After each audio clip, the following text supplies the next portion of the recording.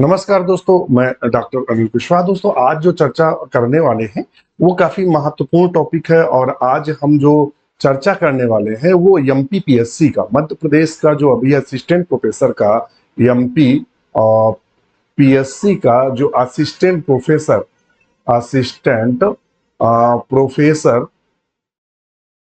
जो बॉटनी का पेपर हुआ है, उसको अभी हुआ है, मुझे लगता है 9 तारीख में था। तो आज हम उसको डिस्कस करने जा रहे हैं, उस पेपर की क्वेश्चंस की चर्चा करते हैं। इसमें हमने देखा बहुत सारे प्रश्न ऐसे हैं जो डायरेक्ट यूपी के टीजीटी और पीजीटी से एग्जाम में क्वेश्चन बने हैं। बहुत सारे ऐसे क्वेश्चन हैं जो यूपी के जो पूर्व में पीसीएस परीक्षा होती थी बॉटनी की, उससे बने हैं। और मैंने देखा कि इसमें बहुत सारे ऐसे क्वेश्चन हैं जो यूपी का असिस्टेंट प्रोफेसर उससे बने। तो ये पेपर महत्वपूर्ण होने वाला है। जो हमारे टीजीटी की तैयारी कर रहे हैं, पीजीटी की तैयारी कर रहे हैं, असिस्टेंट प्रोफेसर की तैयारी कर रहे हैं, केवीएस एनवीएस किसी की भी तैयारी कर रहे हैं, उन सब के लिए यह बहुत ही महत्वपूर्ण होने वाला है।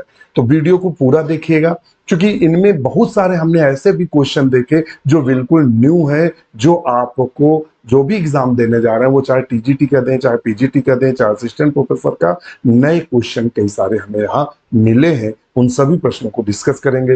वीडियो शुरू करें उससे पहले रिक्वेस्ट, चैनल को लाइक सब्सक्राइब करें। हमारे ऐप डॉक्टर नोट्स बायोलॉजी को, हमारा जो ऐप है डॉक्टर नोट्स बायो को, आप आज ही डाउनलोड करें। क्रिएट अकाउंट पर जाएं, नया अकाउंट बनाएं। हमारे जो कोर्सेज हैं वो 1199 में अवेलेबल है, 799 में अवेलेबल है, 1099 में अवेलेबल है, और प्रैक्टिस बैच ओनली 499 में। अभी तक डॉक्टर नोट्स बायोलॉजी के 300 प्लस ऐसे मित्र हैं जो assistant professor, TGT, PGT, LT, GIC, KVS, NBS आदि परीक्षाओं में सफल हुए हैं और सब जॉब कर रहे हैं। आप भी इसका हिस्सा बनिए। अधिक जानकारी के लिए कालिया मैसेज करिए, डिस्क्रिप्शन में नंबर दिया रहेगा। यह वीडियो ऐप पर भी जाएगी और यह वीडियो हमारे आज यूट्यूब पर भी जाएगी। नंबर फर्स्ट क्वेश्चन कहता है, the clove is obtain from the which part of the plant. जैसा क्लोव, क्लोव का मतलब आप समझते ही हैं, लौंग से है। किससे है? लौंग। लौंग किससे प्राप्त की जाती है? तो लौंग आप देखते हैं तो वो बड होती है। क्या होती है? कली होती है। कैसी होती है? कली होती है। और कैसी होती है? कली होती है, मतलब ऐसा बड जो खिलती नहीं है। तो उसने यहां दिया हुआ ऑप्शन ए, फ्लावर बड। ये यूपी के पीजीटी में 2 से 3 बार क्वेश्चन पूछा जा चुका है। नेक्स्ट क्वेश्चन है, द बोटेनिकल नेम इज गुडची। गुरुचि बोलते हैं, गुरुचि। आपने कोरोना के समय, देखिए क्वेश्चन कहां से पूछा है, कोरोना के समय गुरुचि जो था, जिसे टीनोस्पोरा कार्डिफोलिया कहा जाता था, गुरुचि आप जानते हैं, जिसको फीवर के समय सब लोग ढूंढते घूम रहे थे जंगलों में। ये क्या करता है? दूसरे पौधों के ऊपर ग्रो करता है। एफीफाइट टाइप का प्लांट्स होता है। तो गुरुच क्या क्या करते थे? काढ़ा बनाकर पीते थे। वही गुरुच का उसने बोटेनिकल नेम पूछा है या वनस्पतिक नाम पूछा है। टर्मिनेलिया अर्जुना, ये किसका नाम है? तो आप सब अर्जुन देखे होंगे, उसका नाम है। हेलियंथस एनस किसे कहते हैं? हेलियंथस एनस सूरजमुखी को कहते हैं। किसको कहते हैं? सूरजमुखी को कहते हैं। विथानिया सोमनीफेरा अश्वगंधा को कहते हैं। अश्वगंधा को कहते हैं। और टीनोस्पोरा कार्डिफोलिया गुरुच क्यों कहते हैं? हिंदी में गुरुच, गुरुच भी बोलते हैं और गुरची भी बोलते हैं, जिसको हम लोग प्रॉपर यूज कर रहे थे। तो ये क्वेश्चन टीजीटी पीजीटी में पूछा गया और एमपी के असिस्टेंट प्रोफेसर में भी बना है। तो ऑप्शन डी को सही करेंगे। द ड्रग विनाब्लास्टिन या बिना ब्लास्टिन, विनब्लास्टिन या विनीब्लास्टिन, दो नाम दिया है, विनब्लास्टिन और विनीब्लास्टिन, ऑब्टेन्ड फ्रॉम। तो ये एक्चुअली में कैंसर के लिए दवा यूज की जाती है। जो विनब्लास्टिन या विनीब्लास्टिन है, कैंसर। जब आप कहां पढ़ रहे होंगे, तो इसको जब आप पढ़ेंगे इकोनॉमिक इकोनॉमिक बॉटनी, वहां इसका आंसर मिलेगा। या आप फैमिली पढ़ रहे होंगे, फैमिली, वहां इसका आंसर आपको मिलेगा। ये किसे पाइपर सोमनीफेरम किसे बोलते हैं? तो देखिए सबके नाम देख लेते हैं। पाइपर सोमनीफेरम आप सब जानते हैं, अफीम को बोलते हैं। अफीम को, इसका कलर चेंज कर लें, अफीम को बोलते हैं पाइपर सोमनीफेरम। रॉल्फिया सर्पेंटाइना किसे बोलते हैं? सर्पगंधा को बोलते हैं। सर्प गंधा को बोलते हैं। एजेरिका इंडिका किसको बोलते हैं? ये बोलते हैं नीम को। और कैथरैंथस रोजियस, जिसे हम सदाबहार फूल के नाम से जानते हैं, सदाबहार के नाम से जानते हैं, ये प्रायः कैथरैंथस रोजियस से प्राप्त किया जाता है। आप फैमिली में पढ़ेंगे तो ये बीएससी में फैमिली, इंटरमीडिएट में तो 5 ही फैमिलियां दी हुई हैं, यह फैमिली आपको बीएससी में देखने को मिलेगी। वहां बाकायदे इकोनॉमिक इंपॉर्टेंस, चूंकि फैमिली के बाद इकोनॉमिक इंपॉर्टेंस दिया है, वहां आपको इसका आंसर मिलेगा। तो ऑप्शन 3 का हमारा ऑप्शन क्या हुआ? ऑप्शन 3 का हुआ क्या? सी। नेक्स्ट क्वेश्चन है, विच bacteria is use for the alcohol formation? कहता है एल्कोहल के निर्माण में वह कौन सा बैक्टीरिया है जो पार्टिसिपेट करता है। ये क्वेश्चन पीजीटी में बन चुका है। तो कौन सा प्राय यूज करते हैं, तो वो कौन सा है? Bacteria useful in the alcohol formation. देखिएगा, यहां बैक्टीरिया शब्द लगाना उतना उचित नहीं था। ये क्वेश्चन बहुत कंफ्यूजिंग है, ध्यान रखिएगा, ये क्वेश्चन कंफ्यूजिंग है और ये क्वेश्चन चैलेंज भी किया जा सकता है। ध्यान रखिएगा, यह क्वेश्चन चैलेंज भी किया जा सकता है, क्योंकि जो सैक्रोमाइसिस है, सैक्रोमाइसिस है, यह प्रायः यूज होता है और यह फंगस है। क्या है? फंगस है। यह कवक के अंतर्गत आता है, बैक्टीरिया के अंतर्गत नहीं आता। जो एल्कोहल में यूज किया जाता है बैक्टीरिया, वो क्लोस्ट्रीडियम होता है। क्लोस्ट्रीडियम को यूज किया जाता है, ध्यान रखिएगा। तो इस तरह से ऑप्शन ए यहां सही है, लेकिन इस क्वेश्चन को चैलेंज किया जा सकता है, इस बेस पर चैलेंज किया जा सकता है कि यह विच बैक्टीरिया जो शब्द दिया है, यह बैक्टीरिया शब्द हटाकर यहां फंगस शब्द यूज किया जा सकता था, या इसमें लिखा जा सकता था कि इनमें से कौन है, ना कि बैक्टीरिया शब्द यूज किया जा सकता था। तो यहां ऑप्शन ए सही है। नेक्स्ट क्वेश्चन है, the medicinal plant Withania somnifera, जिसे हम अश्वगंधा के नाम से जानते हैं, किसके नाम जानते हैं? अश्वगंधा के नाम से जानते हैं। प्राय जो आप मेडिसिन लेते हैं, और वो चाहे पतंजलि की हो या विभिन्न कंपनियां जो आयुर्वेद की हैं, तो ताकत के लिए अश्वगंधा का यूज करती हैं। कैल्शियम वगैरह बहुत होता है, सेक्सुअल और स्टेमिना बढ़ाने के लिए यूज किया जाता है। तो belong to the which family? ये फैमिली से क्वेश्चन है। विथानिया जो सोमनीफेरा है, इसमें क्या होता है कि मकोया की फैमिली को बिलोंग करता है, और मकोया की फैमिली कौन है? सोलेनेसी। चूंकि इसका जो फ्रूट्स होता है जो प्लेसेंटल आउटग्रोथ से बनता है और इसके ऊपर कवरिंग पाई जाती है। तो Withania somnifera belong to the, जिसे हम अश्वगंधा कहते हैं। और देखिए, विथानिया सोमनीफेरा में कैपिटल एस दिया है, जो कि गलत है, स्मॉल एस देना चाहिए। स्पीसीज का नाम स्मॉल में लिखते हैं। तो ये कुछ चीजें हैं, तो हम आपको बताते चल रहे हैं, ये तो कोई इश्यू नहीं है। तो 5 का हमारा सही क्या होगा? तो 5 का सही होगा सी। नेक्स्ट क्वेश्चन चलते हैं, molecular data are widely use for the generating hypothesis. कहता है जो मॉलिक्यूलर, यानी जैसे डीएनए है, न्यूक्लियोटाइड है, आरएनए है, इस लेवल का डाटा जब हम अध्ययन करते हैं, तो वो किस हाइपोथेसिस को जन्म देता है? तो वो फाइलोजेनेटिक, किसको? फाइलोजेनेटिक कनेक्शंस को। तो ऑप्शन हमारा क्या सही होगा? तो 6 में बी सही होगा। नेक्स्ट क्वेश्चन है, which place of India contains high percentage of endemic species? कहता है which place of India contains high percentage of endemic species. इनमें से वह एरिया कौन सा है जहां सबसे ज्यादा एंडेमिक स्पीसीज देखने को मिलती हैं? तो ये है वेस्टर्न घाट रेंज। कौन से है? वेस्टर्न घाट रेंज। एक बार इसको चेक कर लीजिएगा, आप लोग भी फैक्ट चेक जरूर करिएगा इस क्वेश्चन को, ध्यान रखिएगा। जो है वेस्टर्न घाट रेंज, और कुछ लोग इसका जवाब दे रहे हैं बी। तो बी और सी, हमारे हिसाब से इसका आंसर सी बिल्कुल सही है। आप एक बार देख लीजिएगा। चूंकि देखिए, क्वेश्चन जो कंफ्यूजिंग है वो मैं जरूर डिस्कस करता हूं, जो कंफ्यूजन पैदा करते हैं। नेक्स्ट क्वेश्चन है, paleontological evidence give an idea. Paleontological evidence give an idea about the relatives of group।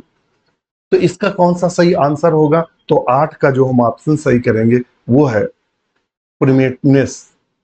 Next question है, the modern trend is toward an examination of microscopic features is so called, बिल्कुल नया question है.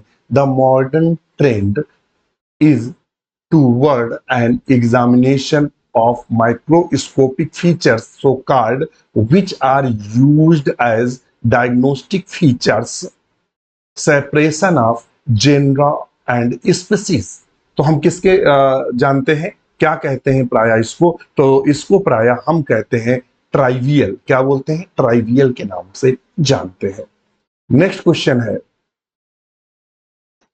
which of the diagnostic characteristic of Renan-Palissy family is correct. ये family से question पूछा गया है कि जो रैनन-प्लेसी फैमिली है उसका मुख्य फीचर्स क्या होता है, कैसे हम पहचानते हैं कि रैनन-प्लेसी है. तो रैनन-प्लेसी के एक खास लक्षण होता है स्टैमेन मोस्टली न्यूमेरस, बहुत सारे स्टैमेन होते हैं. ध्यान रखिएगा, स्टैमेन जो होते हैं इस तरह का निशान आपको देखने को मिलता है फ्लोरल फार्मूला में. स्टैमेन जो होते हैं यानी जो इनमें एंथर लगे होते हैं वो बहुत सारे होते हैं और स्पाइरली अरेंज और क्या होते हैं, चक्र में व्यवस्थित होते हैं. तो ऑप्शन बी को हम सही करेंगे. नेक्स्ट क्वेश्चन कह रहा है Which one of the following is pair is not correctly matched? इनमें से वह पेयर कौन सा है जो सही नहीं है. बायोरेमिडेशन में आप सब जानते हैं microbes mediated cleaning of the pollutants. बिल्कुल बायोरेमिडेंट होते हैं. बायोरेमिडेशन हमारी एक किताब है, आप अगर उस पर देखेंगे अमेज़न पे तो रिसर्च बुक है और वो पीएचडी वाले स्टूडेंट्स के लिए है. बायो रेमिडेशन ऑफ पॉल्यूशन करके है, तो एक बुक देखेंगे, लंबा टाइटल है. तो काफी पुरानी बुक हमने लिखी थी वो बायो रेमिडेशन पे, तो वो अमेज़न पे अवेलेबल है. तो बायो रेमिडेशन में क्या होता है, विभिन्न प्रकार के हम माइक्रोब्स का प्रयोग करते हैं और उन माइक्रोब्स के माध्यम से पॉल्यूशन को हम हटाते हैं या निकालते हैं. साउथर्न ब्लॉट, जो साउथ होता है वो detection of DNA complementary probe, बिल्कुल सही है. और वेस्टर्न क्या होता है, वेस्टर्न ब्लॉट देखिए नॉर्दर्न, एक यहाँ आता है नॉर्दर्न किसको करता है, आरएनए को डिटेक्ट करता है. वेस्टर्न किसको करता है, प्रोटीन को करता है. किसको करता है, प्रोटीन को डिटेक्ट करता है. डिटेक्शन ऑफ डीएनए सीक्वेंस जो कि गलत है. वेस्टर्न ब्लॉट जो होता है वो प्रोटीन को डिटेक्ट करता है. तो ध्यान रखिएगा. तो ऑप्शन हमारा सी ऐसा है जो करेक्टली मैच नहीं है, ऑप्शन सी. नेक्स्ट क्वेश्चन पर चलते हैं. विच of the following is statement is incorrect for the fish technique. आखिर फिश टेक्निक क्या होता है, वेरी वेरी न्यू क्वेश्चन है.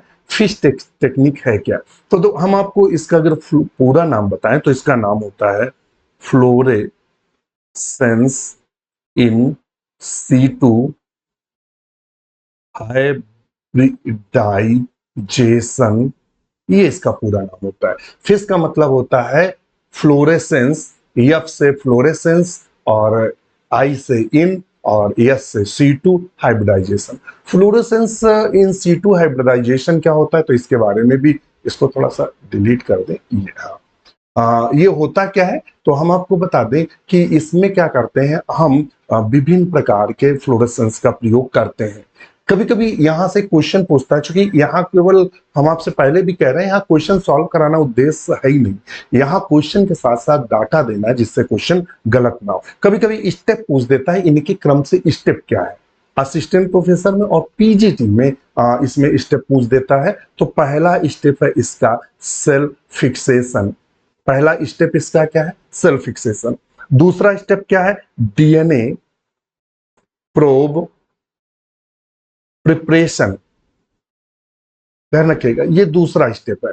तीसरा स्टेप क्या है, हाइब्रिडाइजेशन. हाइब्रिडाइजेशन इसमें जो स्टेप होते हैं फ्लोरेसेंस सीटू हाइब्रिडाइजेशन में. और चौथा है वॉशिंग मतलब धुलना एंड इमेजिंग, इमेज यानी फोटो लेना, इमेजिंग करना या फोटो लेना. ये इसके स्टेप है, इसको ध्यान में रखिएगा. आप कंफ्यूजिंग मत होइएगा या इनमें कंफ्यूजन मत करिएगा. अच्छा एक और हम आपको इसमें बता दें, ये तो अभी आरएलएफ वाला हमने रखा था डाटा, यहाँ थोड़ा सा डाटा आपको जरूर देंगे. एडिटिंग पे आएगा, कहाँ आएगा, ड्रा। हाँ ठीक है। यहाँ अच्छा, फिश एक क्वेश्चन पूछता है कि जो फिश है, जो अभी हमने आपको बताया, यहां से जो क्वेश्चन पूछता है, डेवलप किसने किया था, ये डेवलप्ड किसने किया था, इस तकनीक को विकसित किसने किया था? तो क्रिस्टोफ क्रिस्टोफ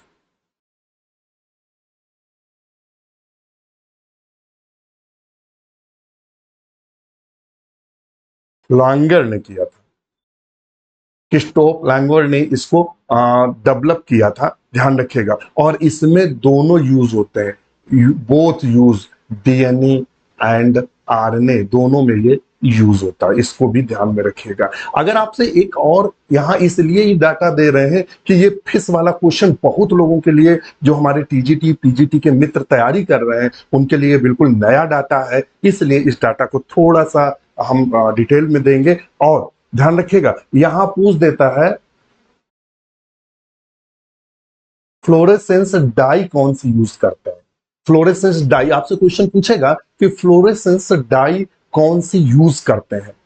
हम फिश में ये जो फ्लोरेसेंस इन C2 हाइब्रिडाइजेशन, इसमें वो मतलब चमकीली डाई कौन सी यूज करते हैं? तो एक है बायोटीन, दूसरी जो यूज करते हैं वो फ्लोरोरेस सिन यूज करते हैं, और तीसरी यूज करते हैं डाइगोजीजेनिन। ये यूज करते हैं तीन को। अब मान लो इनमें से आपसे पूछ दे कि फ्लोरेसेंस डाई, फिश में फ्लोरेसेंस डाई कौन सी यूज करते हैं, इन तीनों को याद रखना, जो आ जाए उस पर टिक करना है, ध्यान रखिएगा। और एक थोड़ा सा और हम आपको यहां जानकारी देंगे, अब चूंकि बता ही रहे हैं, तो डायरेक्ट जो लेबलिंग प्रोसेस होती है, डायरेक्ट जो लेबल करते हैं डाई से, वो निक ट्रांसलेशन बोलते हैं उस टेक्निक को, निक NIC के निक ट्रांसलेशन बोलते हैं। और जो इनडायरेक्ट होती है, इनडायरेक्ट जो होती है, उसको लेबलिंग मेथड्स को एंटीबॉडी बेस मेथड्स बोलते हैं।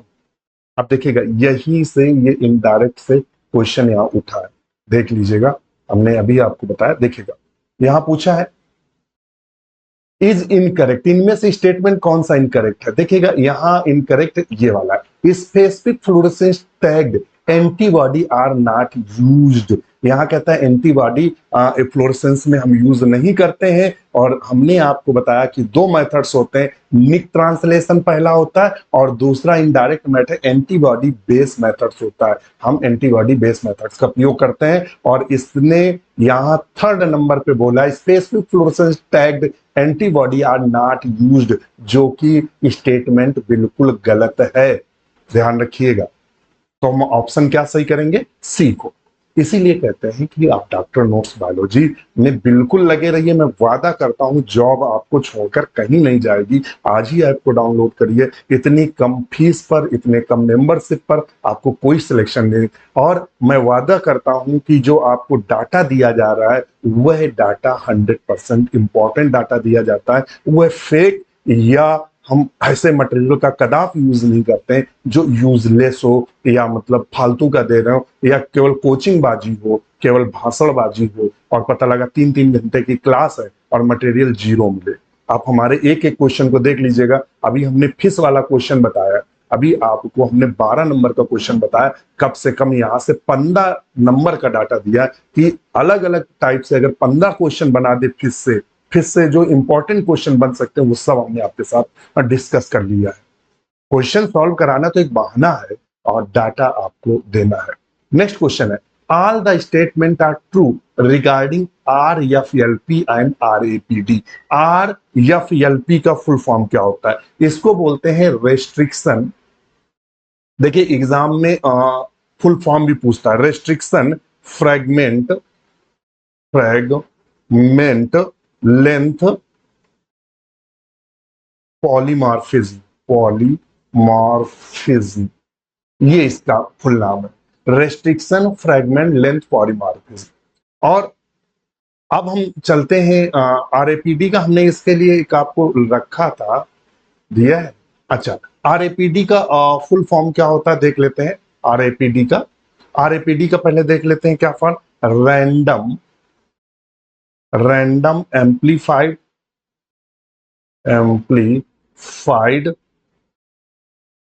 पॉलीमॉर्फिक डीएनए, ये इसका फुल फॉर्म होता है। और इसका हमने आपको बता दिया रेस्ट्रिक्शन फ्रैगमेंट लेंथ पॉलीमॉर्फिज्म होता है।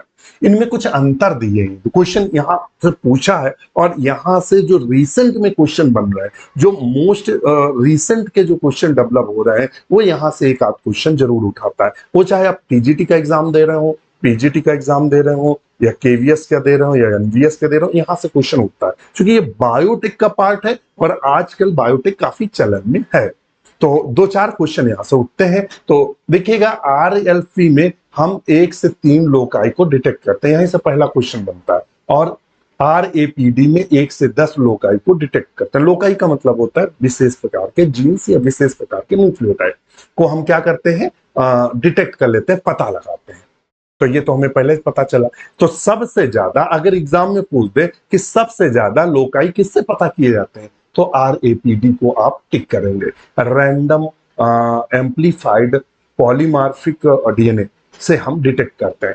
कैन डिटेक्ट एलेलिक वेरिएंट्स, इससे हम एलेलिक वेरिएंट का पता लगाते हैं कि कितना है। और can not detect the allylic variant, ये भी यहां से क्वेश्चन बन सकता है कि किसमें हम एलेलिक वेरिएंट का पता लगाते हैं और किससे एलेलिक वेरिएंट का पता नहीं लगाते।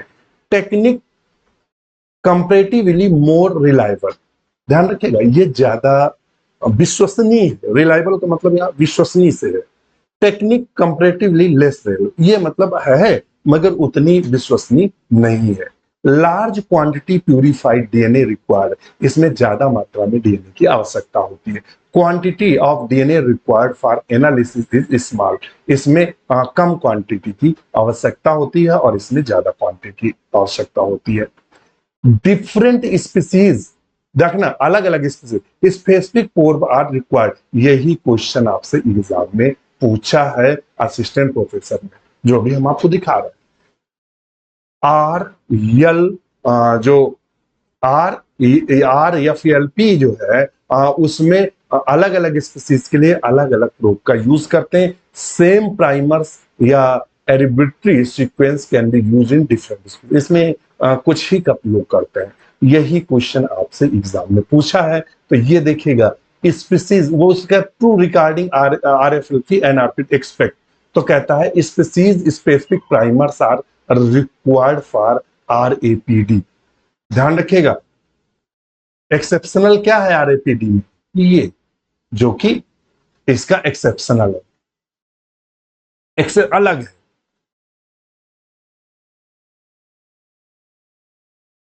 देखिए ये वाला हमने दिया था, RFLP मोर रिलायबल है RAPD से। Radioactive probe are not required for RAPD, species specific primers are required for the RAPD, ये एक्सेप्शनल है, यह RAPD में लागू नहीं होता है। यह कैरेक्टर लागू होता है किसमें, RFLP में, जो कि अभी हमने आपको दोनों को दिखाया। बहुत माइन्यूट चीजें पढ़ेंगे तब आपको जॉब मिलेगी। और अगर आलतू फालतू का देख रहे हैं कि ए का बी सही है सी सही है, तो ऐसे तो फिर एग्जाम का कोई मतलब भी नहीं है। इसीलिए कहते हैं हमारे साथ बने रहिए। The action of acetyl trimethyl ammonium bromide CTAB in DNA extraction from plant tissues, तो इसका सही क्या होगा, तो इसका सही होगा CTAB for complex with nucleic acid form precipitate, option A को सही करेंगे।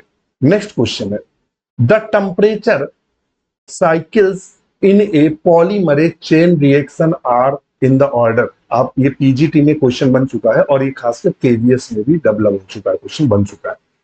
द टेम्परेचर साइकिल्स, जो पॉलीमरेज चेन रिएक्शन की डिस्कवर किसने किया था, कैरीमुलस ने किया था। किसने किया था, कैरीमुलस ने। कितनी बार आपको पढ़ाया, थ्योरी क्लास जब हम पॉलीमरेज चेन रिएक्शन की ली थी तब भी हमने आपको ये सब पढ़ाया था।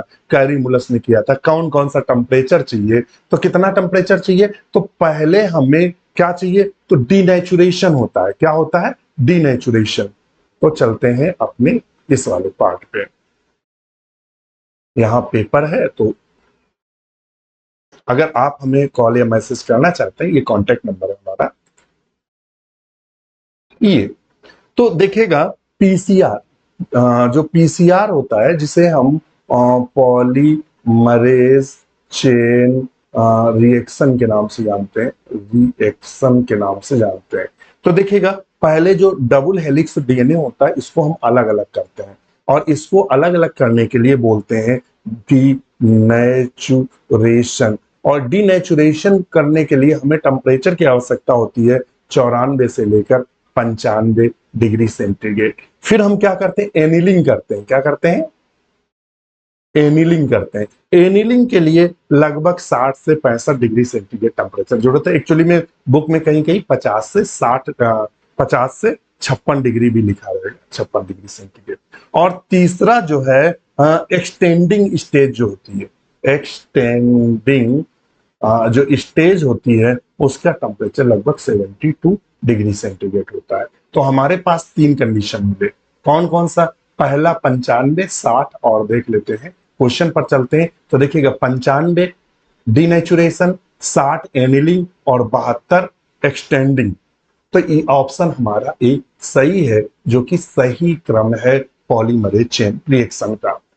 नेक्स्ट क्वेश्चन है, the electron transport complex first is. देखिएगा जो इलेक्ट्रॉन ट्रांसपोर्ट कॉम्प्लेक्स फर्स्ट होता है उसमें NADH हाइड्रोजिनेज होता है। ऑप्शन ए को हम सही करेंगे। नेक्स्ट क्वेश्चन है, the nucleosome consisting of which of the following. Nucleosome जो होता है, न्यूक्लियोसोम आप जानते हैं the coiling of the DNA, DNA की क्वाइलिंग होती है। और ये किससे बनी होती है, हिस्टोन प्रोटीन से बनी होती है। किससे बनी होती है, हिस्टोन प्रोटीन। और हिस्टोन प्रोटीन में क्या होता है, H2A, H2B, H3 और H4, ये 4 प्रकार की हिस्टोन प्रोटीन होती है। तो इसमें हम क्या लिखेंगे, DNA associated with 4 type of histone protein. कौन कौन थी, H2A, H2B, H3 और H4। और ये ऑक्टेंड स्टेज में होती है, सबके 2-2 होते हैं। और आपने जब वो बुक में देखा होगा तो ये इस तरह की क्वाइलिंग डीएनए की होती है। तो ये हमें न्यूक्लियोसोम की कंडीशन देखने को मिलती है। नेक्स्ट क्वेश्चन है, identification and analysis of homologous pair of chromosome based on decreasing size is called. कहता है जो एनालिसिस करते हैं होमोलोगस पेयर ऑफ क्रोमोसोम का और डिक्रीजिंग साइज में हम अरेंज करते हैं, तो उसे हम किसके नाम से जानते हैं, किसके नाम से जानते हैं, तो उसको प्रायः हम जानते हैं कैरियोटाइप के नाम से। किसको, कैरियोटाइप। नेक्स्ट क्वेश्चन है, the centromere and telomere are composed with which of the following. कहता है जब सेंट्रोमियर और telomere composed which of the following, जब दोनों एक साथ होते हैं, कंपोज्ड होते हैं, तब हम क्या कहते हैं, तो इसे हम क्या कहते हैं, तो इसे हम कहते हैं कॉन्स्टिट्यूटिव हेट्रोक्रोमेटिन। तो ऑप्शन हम सी को सही करेंगे।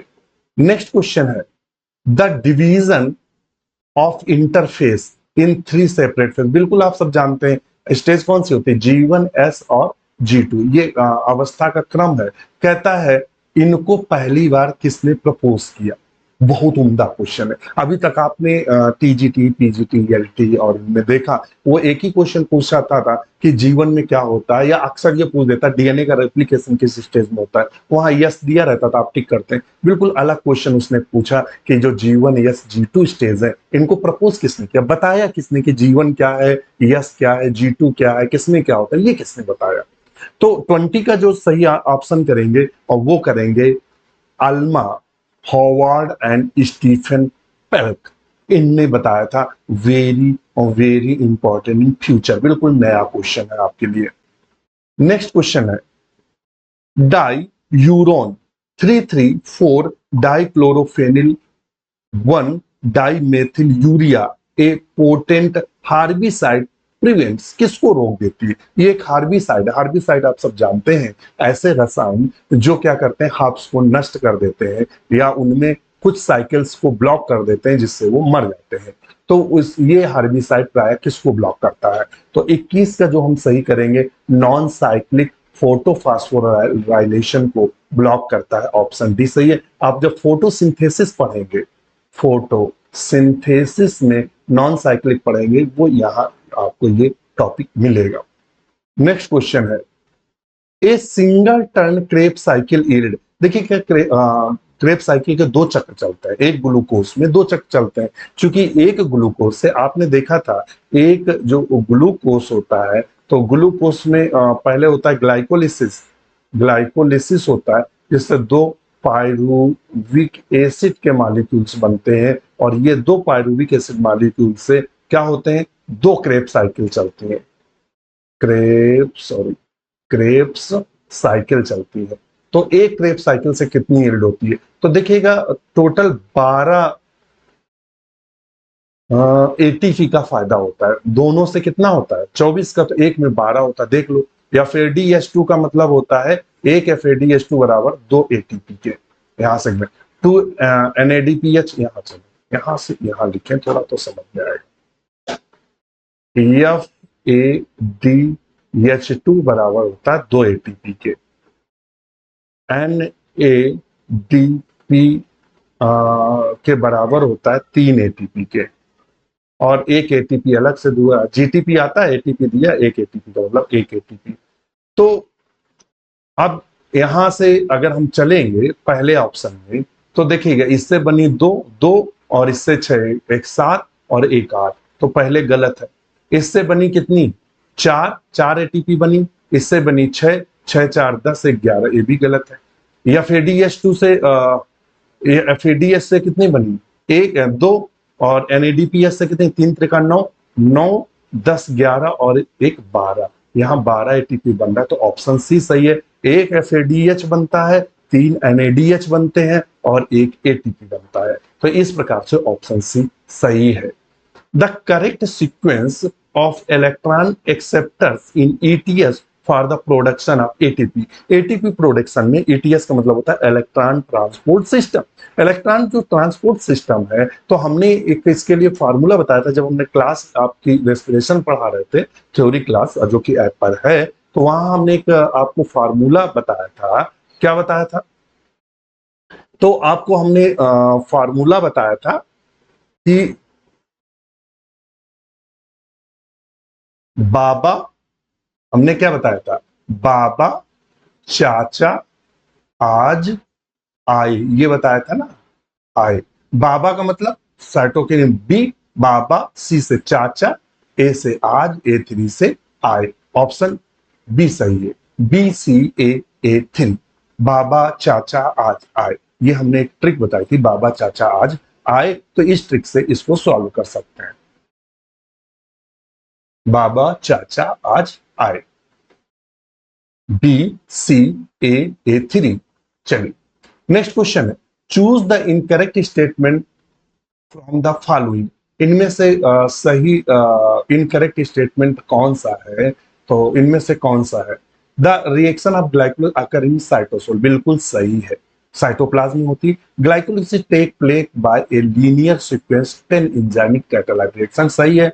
Formation of 2 moles of pyruvic acid, बिल्कुल 2 मोल अभी हमने आपको बताए भी हैं। और glycolysis process CO2 will be excrete, जो कि गलत है, यहाँ CO2 एक्सक्रीट नहीं होती है, तो यह स्टेटमेंट बिल्कुल गलत है, ऑप्शन डी। नेक्स्ट क्वेश्चन है, the fixation of nitrogen occur in the following manners. जो नाइट्रोजन फिक्सेशन होता है वो किस मैनर में होता है, या fixation of nitrogen occur in the following manner, तो ऑप्शन डी सही करेंगे।